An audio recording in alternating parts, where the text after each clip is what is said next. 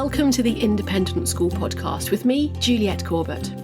As an executive coach, I guide senior leaders in the world of education to find their strategic focus, empower their teams, and regain control over their time, helping them go from exhausted to strategic. On this podcast, I share the ideas and tips that I've developed over the years that have helped the leaders that I've worked with one-to-one. So I can help you to focus on your priorities and achieve your goals with confidence and ease. And this week, we're diving back into the topic of delegation. Now, I did an episode a few weeks ago which invited you to reflect yourself on whether you are delegating enough. And in this episode, I want to extend that topic a little bit further to a delegation trap that I've seen leaders fall into, and actually I have definitely fallen into in the past myself, in order to name this trap for you so that you're aware of it and can see whether you're falling into it now or whether you might do in the future. And actually this comes from a slightly different angle. This isn't something that I've read about and then sort of parceling up and giving to you. This is an idea that I've developed myself, but it's rooted in a completely different area of business theory. So when I spend time on my continuing professional development, CPD, obviously I spend a lot of time researching strategy and leadership and coaching skills and understanding what's changing in the sector and new ideas that are coming through. But I also spend a fair amount of time understanding trends in the service business sector, because that's basically the sector that I'm in. Understanding the best ways that we can package up our expertise into services that provide people with real value. And one of the ideas that I came across a couple of years ago is something that I have front and centre when I'm developing services. And about a couple of weeks ago, I suddenly realised that this concept of 3 service levels that I'm going to share with you in a moment is directly relevant to delegation. And not only is it directly relevant to delegation, but it really clearly describes a trap that I've seen people fall into. So I need you to just bear with me a little bit longer on this podcast episode, because what I'm going to be doing is sharing with you this idea of 3 service levels that works or has been applied to and developed within the service business sector. I'm going to spend a little bit of time explaining what I mean by that for each of the levels, but I'm going to then spend most of my time explaining what that means for delegation and how it helps you to identify this trap that I don't want you to fall into, the done for you delegation trap. Okay, so let's look at this first service level first. This is called do it yourself. This is where service businesses create resources and information which gives people enough information to actually solve a problem completely on their own themselves by giving them step-by-step guidance or by giving them checklists, by giving them enough information that they can solve the problem themselves. I use this a lot. I do this completely free. So this includes things like the podcast that you're listening to now, where there's no charge, but you have to do the work yourself. I'm not going to be coming along into your office and helping you because you're just listening to me in a one-way conversation. The other obvious examples are where people offer free ebooks, like the one that I've got on my website around strategic leadership, reports, free checklists. And then in some cases, people will charge a small amount of money for them. So when you buy, a help book, a kind of a career help book or a professional help book, you're buying for a very small amount of money guidance to enable you to solve the problem yourself or to up-level your leadership in this area. But you're kind of on your own when you're actually doing that. Now, the way this maps onto leader delegation is when you as a leader delegate to people within your team and you expect them to go away and just do it themselves. You're not expecting to get super involved in that process. These are tasks which are well within your team's comfort zones. They feel confident in these areas. They're tasks where they've been fully trained, so they know what to do, or they've got an SOP or a standard operating procedure or a checklist to follow. They're tasks where the level of risk of maybe, what happens if that task goes wrong or doesn't happen to the standards that you're expecting, the level of risk is appropriate for their role level. So depending on who you're delegating to, that level of risk might be different. If it's another member of a senior leadership team, so say you're a head, you're delegating within a senior leadership team, that might be a task that actually involves a fair amount of risk, but that's appropriate to their role level. If you're delegating that to someone who's fairly new into a more junior role, then obviously the appropriate risk level will be lower if you're expecting them to do it themselves. These are things which probably you haven't even remembered that you're delegating. They're things which you delegated once when someone maybe was new into your team and you trained them up, but they happen like clockwork because people are doing it for themselves. It's the do-it-yourself level of delegation. The second level is what's called done with you. So within service businesses, this is considered a service level, which is kind of a mid-level, where the business, either the business owner or the person who's the employee within the business, sits alongside their client and they do it together. So an example from my business would be every time I do any executive coaching or fundraising group coaching, when I run strategy days, I sit alongside my client, whether that's virtual or whether that's actually in a room, sit alongside them and we work together to solve the problem or to complete the task that we're working on. It's very common within service businesses for this to be one of the mid-level price points, basically. So you are expecting the client to get a bit involved, but you're putting a fair amount of your time into it as well as a business owner. So there'll be a mid-level price point. It's called done with you. Now, the way this maps onto leader delegation is any time you as a leader are sitting down together with someone within your team and working on something together. It might be that it's the first time they've done it, so it's completely appropriate that you sit down together and work through it together as a team.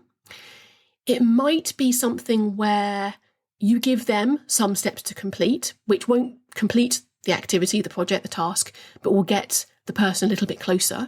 They then come back to you to do a check-in. You then give them the next couple of steps, or you brainstorm together the next couple of steps. They go away, complete those steps, they come back to you to check in for however many cycles it takes to complete the project, the task.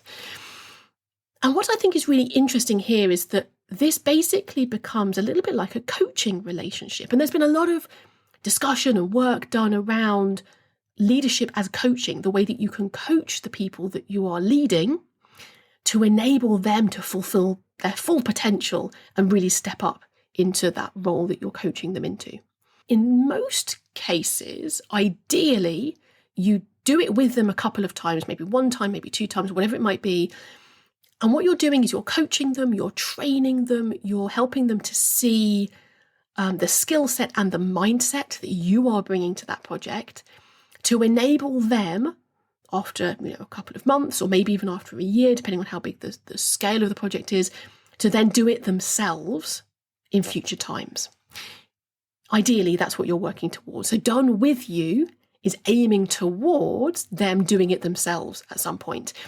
In some cases, that's never going to be possible. It's always going to be a done with you form of delegation, in which case you might want to think about reducing the number of check-in points once someone's up and running with this particular type of project, so they have a little bit more scope to do it themselves between active check-in points where you're sitting alongside them and reverting back to the done with you approach to delegation.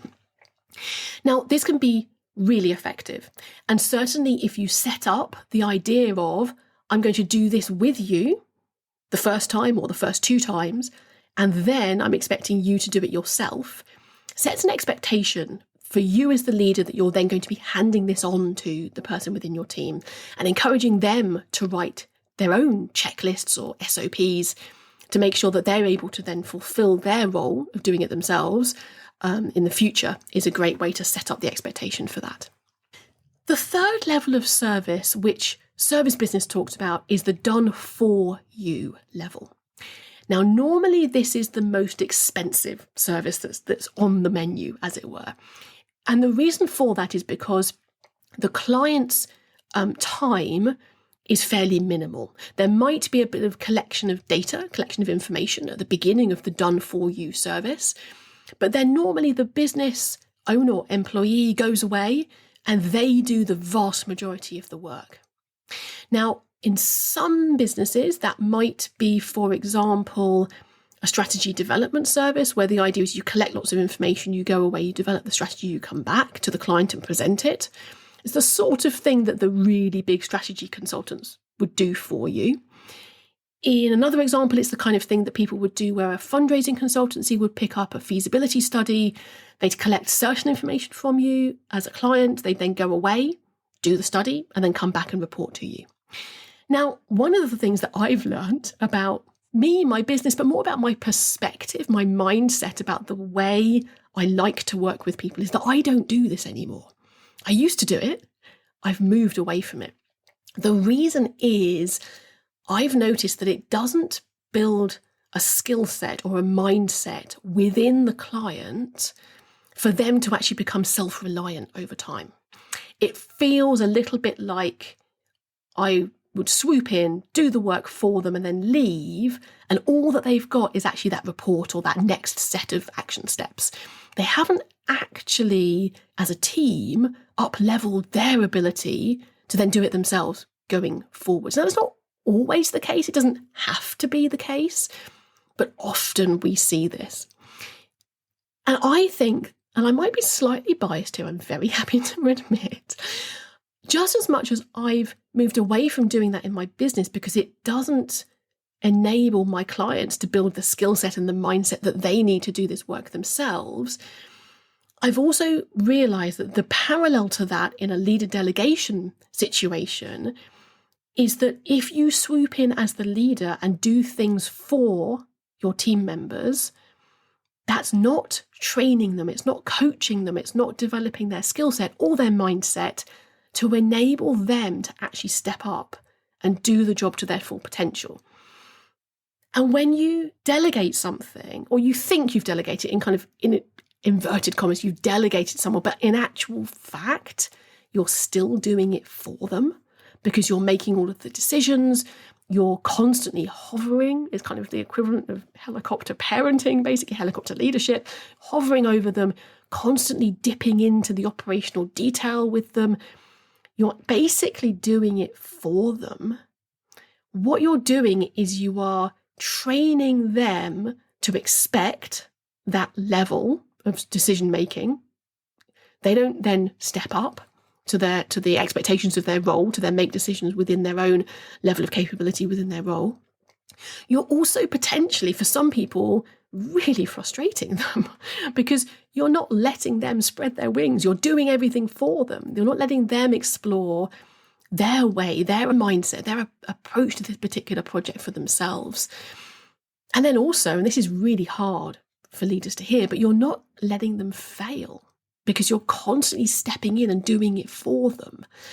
And although failure in a high-risk project or task obviously isn't something that we want to see, we know, come on, we're teachers, we're educators, we know that failure is an essential part of learning, of growing, of developing resilience, of being able to reflect on what happened and then improve over time. It's absolutely critical that you allow your team to experience small failures in an appropriate level of risk, obviously. So this is when I suddenly realised that this is the trap that I see people falling into. The do-it-yourself and the done-with-you approaches to delegation, brilliant, go for it. You're coaching them, you're training them, you're giving them the space to do it themselves once they're ready. The done-for-you approach to delegation isn't actually delegation. You might say you're delegating, but if you're constantly dipping back in and doing it for them, it's not delegation. And that trap that you can fall into by just hovering constantly over someone and doing it for them leads to a form of learned helplessness. Now, I've heard this phrase being used in leadership circles before, this idea that you could have the potential that you are training people in your team and you're coaching people in your team to feel helpless and eventually to actually be helpless because they haven't had the experience of solving problems themselves, being resilient to small setbacks, and then getting back on the horse and making the next one a success. So this is the trap that I want to to tell you about so that you can identify if you've done it in the past, if you're doing it now, if you do it in the future. I want you to feel that you can step into a role of the leader delegation style that suits you, that would be done with you to begin with, eventually handing over so that they do it themselves, but don't do things for your team, because that isn't delegation. It's the done for you delegation trap. I would love to hear your feedback on this. Sometimes I get these ideas and they resonate with people, and I don't necessarily know in advance if this is going to be an idea that does resonate. It certainly was an aha moment for me a couple of weeks ago when I suddenly realised that this concept within a service business around setting service levels, which I've known for many years, suddenly realised this describes this delegation trap that I've seen people fall into. I'm going to put some links in the episode notes to some of the free resources that I produce to allow you to do it yourself. Things like the ebook, the strategy report, the checklists, and so on that I produce. If you do dive into those, I'll put those links in the episode notes. And I'm also going to put a link to the episode on delegation that I did a couple of weeks ago, which helps you to question your mindset, or potentially the blockers within your mindset that might be stopping you from delegating enough. Something I see quite frequently with clients that I work with is the fear of delegating more. And at the end of the day, that's what's going to free up your time for the things that only you can do, because they really are in your zone of genius. If you've had a coach before and you're thinking about having a coach again, or if you've always wondered what it's like to have an executive coach, just get in touch, because this is the sort of challenge, sort of trap that I help my clients to navigate and to work through in the executive coaching work that I do. So just drop me a quick email. All my contact details are in the episode notes. Thank you for spending this time with me. I really appreciate it. And don't forget that if we're expecting ourselves to think strategically, we have to create the space to breathe, the time to learn, and the courage to adapt. Have a strategic week. I'll talk to you again next time. Bye-bye then.